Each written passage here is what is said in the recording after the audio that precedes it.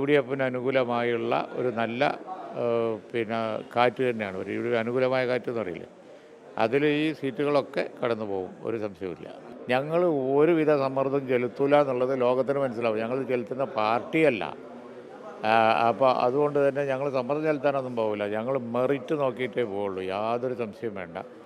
ഒരുവിധ minority കമ്മ്യൂണലിസവും league പ്രോത്സാഹിപ്പിച്ചില്ല എന്നുള്ളത് ചരിത്രത്തിൻ്റെ ഭാഗമല്ലേ.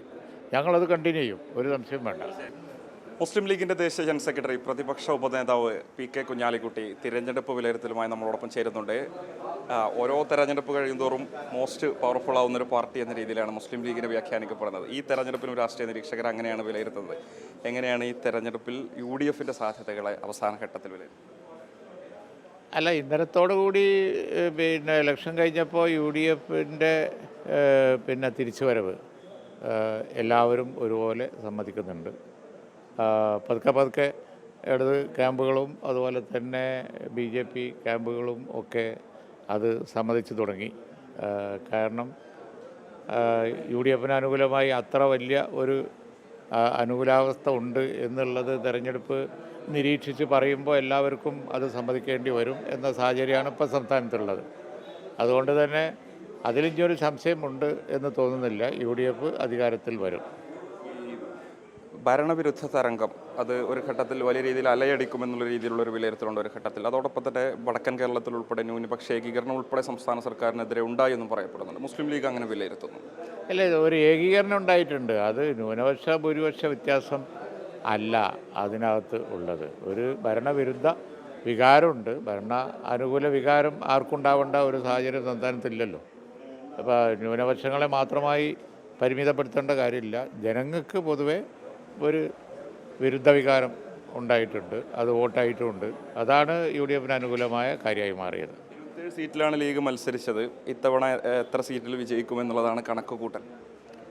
അല്ല, ഞങ്ങളതിൽ വളരെ ടൈറ്റായിട്ടുള്ള ഫൈറ്റ് 2-3 മണ്ഡലങ്ങളെ കാണുന്നുള്ളൂ. ബാക്കിയൊക്കെ ഞങ്ങൾ വിജയിക്കും. ആ ടൈറ്റ് ഫൈറ്റുള്ളതോട് തന്നെ ആ ബന്ധപ്പെട്ട ജില്ലകളിലൊക്കെ ഒരു അനുകൂല വേവ് ഉണ്ട്. അപ്പോൾ അതുകൊണ്ട് തന്നെ ആ ജില്ലകളിലെ വേവ്, ഇപ്പോൾ കൊല്ലത്തും തൃശ്ശൂരും ഒക്കെ ഉള്ള ആ വേവ് UDFിന് അനുകൂലമായുള്ള ഒരു നല്ല പിന്നെ കാറ്റ് തന്നെയാണ്. ഒരു അനുകൂലമായ കാറ്റ് എന്ന് പറയില്ലേ, അതിൽ ഈ സീറ്റുകളൊക്കെ കടന്നു പോകും, ഒരു സംശയവുമില്ല. തെക്കൻ കേരളത്തിലെ പുനലൂർ അതുപോലെ ചേലക്കര അതൊക്കെയല്ലേ ഇപ്പോൾ പറയാനുള്ളത്, അതൊക്കെ കടന്ന് പോകും. ഗുരുവായൂർ എന്തായാലും ഞങ്ങൾ ജയിക്കും. അപ്പോൾ പുനലൂർ ചേലക്കര ഒക്കെ തന്നെ സാധ്യതയുള്ള സീറ്റായി മാറി ഇലക്ഷൻ കഴിഞ്ഞ്. ഞങ്ങൾക്കിപ്പോൾ ഒന്നും അങ്ങനെ കിട്ടൂല എന്ന് പറയാൻ തോന്നുന്നില്ല. അതാണിത്. സമീപകാലത്തില്ലാത്ത വിധം കോൺഗ്രസും വളരെ ഐക്യത്തോടെ തെരഞ്ഞെടുപ്പിന് നേരിട്ടു എന്നുള്ളൊരു അഭിപ്രായമുണ്ട്. അതും ഗുണം ചെയ്യുമല്ലേ? കോൺഗ്രസ് വളരെ അടുക്കും ചിട്ടയോടും കൂടിയാണ് പോയത്. പ്രതിപക്ഷത്തിരിക്കുമ്പോൾ ഞങ്ങൾ ശക്തമായി പറഞ്ഞ കാര്യങ്ങളുണ്ടായിരുന്നു. അതിൻ്റെ ഒരു മാനിഫെസ്റ്റോ, ആൾട്ടർനേറ്റീവ് അജണ്ട ഞങ്ങൾ ഫലപ്രദമായി അവതരിപ്പിച്ചു. അത് ജനങ്ങൾ സ്വീകരിക്കുകയും ചെയ്തു. അതാണ് ഈ തെരഞ്ഞെടുപ്പിലുണ്ടായ ഏറ്റവും വലിയ പ്രത്യേകത. ആ അജണ്ട ഞങ്ങൾ നടപ്പിലാക്കുമെന്ന കോൺഫിഡൻസ് ജനങ്ങൾക്ക് ഉണ്ട് എന്ന് വ്യക്തമാക്കുന്നതാണ് പുതിയ തലമുറയുടെ, നിങ്ങൾ ജെൻസി എന്നൊക്കെ പറയില്ല, അവരുടെയൊക്കെ പ്രതികരണങ്ങളിൽ ഈ അടുത്ത റീസെൻ്റായിട്ടുള്ള സമയത്ത് കണ്ടത് വലിയൊരു പ്രതികരണമാണ് അവരിൽ നിന്നൊക്കെ കിട്ടുന്നത്. പിന്നെ മലയോര മേഖല, അതുപോലെ തന്നെ ഇപ്പോൾ കേന്ദ്ര ഗവൺമെൻറ്റിൻ്റെ ചില നിയമനിർമ്മാണങ്ങളൊക്കെ എല്ലാവർക്കും ആയിട്ടുള്ളതാണ്. സന്നദ്ധ സംഘടനകളൊക്കെ വളരെ വറീഡാണ്. ആ ഒരു സാഹചര്യം നോക്കുമ്പോൾ എല്ലാവരും ഇപ്പോൾ UDFിൻ്റെ ഒരു തിരിച്ചുവരവ് ആഗ്രഹിക്കുന്നുണ്ട്. റിസൾട്ടിന് ശേഷവും കോൺഗ്രസിൽ സാധാരണഗതിയിൽ ചില അഭിപ്രായ വ്യത്യാസങ്ങളും തർക്കങ്ങളൊക്കെ ഉണ്ടാവാറുണ്ട്. ഇത്തവണ അതൊന്നും ഉണ്ടാവില്ല എന്ന് തന്നെ പ്രതീക്ഷിക്കാം അല്ലേ?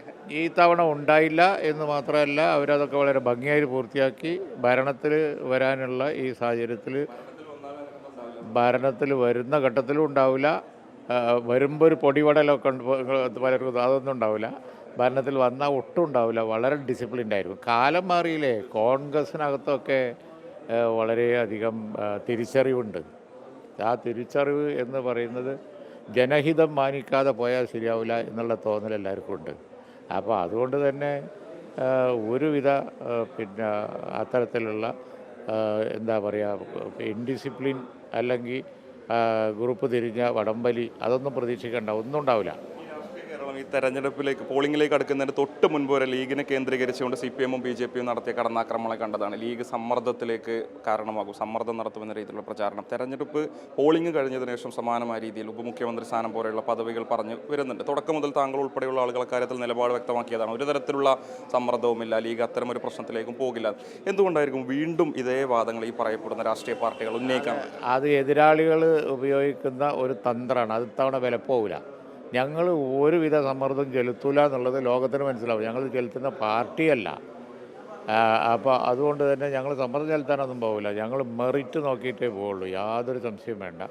സംസ്ഥാനത്തിൻ്റെ ഗുണം, സംസ്ഥാനത്തിൻ്റെ കാര്യങ്ങൾ, ജനങ്ങളുടെ കാര്യം, അവിടെ പക്ഷപാതമോ അല്ലെങ്കിൽ അവിഹിതമായ ഇടപെടലോ അല്ലെങ്കിൽ അപ്രമാദിത്വമോ ഒന്നും ഉണ്ടാവില്ല.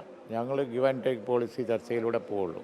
അധികാരത്തിലില്ലാത്ത ലീഗ് ശോഷിക്കുന്ന ലീഗ് എന്ന പ്രചാരണമൊക്കെ ഉണ്ടായിരുന്നു. പക്ഷേ കഴിഞ്ഞ പഞ്ചായത്ത് തെരഞ്ഞെടുപ്പിൽ തന്നെ അത് തള്ളിക്കളഞ്ഞതാണ്. ഈ നിയമസഭാ തെരഞ്ഞെടുപ്പിൽ അത് കൂടുതൽ തെളിയിക്കുമെന്ന് തോന്നുന്നില്ലേ? ഞങ്ങളുടെ സംഘടനാ സെറ്റപ്പിനെ ഇപ്പോൾ എല്ലാവരും വാഴ്ത്തുന്നുണ്ടല്ലോ. മാത്രമല്ല ഞങ്ങൾ തെരഞ്ഞെടുപ്പ് നേരിട്ട രീതി വളരെ പ്രൊഫഷണലാണെന്നും ഞങ്ങളെ ക്യാമ്പയിൻ അങ്ങേയറ്റം മതേതര നിലപാടുള്ളതാണെന്നൊക്കെ എടുത്തു പറഞ്ഞല്ലോ. ഞങ്ങൾ പാണക്കാട് തങ്ങന്മാർ നേതൃത്വം നൽകുന്ന ഒരു പാർട്ടിയാണ്. ഞങ്ങൾക്കൊരു പാരമ്പര്യമുണ്ട്. ആ പാരമ്പര്യം അനുസരിച്ച് ഞങ്ങൾ പോവുള്ളൂ. അതിന് യാതൊരു ഡീവിയേഷനും ഉണ്ടാവില്ല. അത് കേരളം കണ്ടതാണ് പണ്ട് കാലം മുതൽ. ബാപ്പിതങ്ങളുടെ കാലത്ത് എന്താ ഉണ്ടായിരുന്നത്? എല്ലാ മുന്നണി രാഷ്ട്രീയം പടുത്തുയർത്താൻ വേണ്ടി ലീഗ് ചെയ്ത സേവനങ്ങൾ എന്നും വാഴ്ത്തപ്പെടുന്നുണ്ട്. ശിഹാബ്ദങ്ങളുടെ കാലത്ത് എന്താ ഉണ്ടായത്? കമ്മ്യൂണൽ ഹാർമണിക്ക് വേണ്ടി സന്നിഗ്ധ ഘട്ടത്തിൽ ലീഗ് ഉറച്ചു നിന്നു. ഒരുവിധ മൈനോറിറ്റി കമ്മ്യൂണലിസവും ലീഗ് പ്രോത്സാഹിപ്പിച്ചില്ല എന്നുള്ളത് ചരിത്രത്തിൻ്റെ ഭാഗമല്ലേ. ഞങ്ങളത് കണ്ടിന്യൂ ചെയ്യും, ഒരു സംശയം വേണ്ട. എന്തായാലും വളരെ നന്ദി. അതുതന്നെയാണ് UDF മികച്ച ഭൂരിപക്ഷത്തിൽ UDF അധികാരത്തിൽ വരുമെന്നുള്ളത് തന്നെയാണ് മുസ്ലിം ലീഗിൻ്റെ ദേശീയ ജനറൽ സെക്രട്ടറി കൂടിയായുള്ള PK കുഞ്ഞാലിക്കുട്ടി വ്യക്തമാക്കുന്നത്. അതോടൊപ്പം തന്നെ മുസ്ലിം ലീഗ് മത്സരിച്ച 27 മണ്ഡലങ്ങളിലും തികഞ്ഞ ആത്മവിശ്വാസം അദ്ദേഹം പ്രകടിപ്പിക്കുന്നുമുണ്ട്. വീഡിയോ ജേർണലിസ്റ്റ് ഉണ്ണി തൂപൂരിനൊപ്പം reporter Mubashir P. Akbar, reporter Malappuram.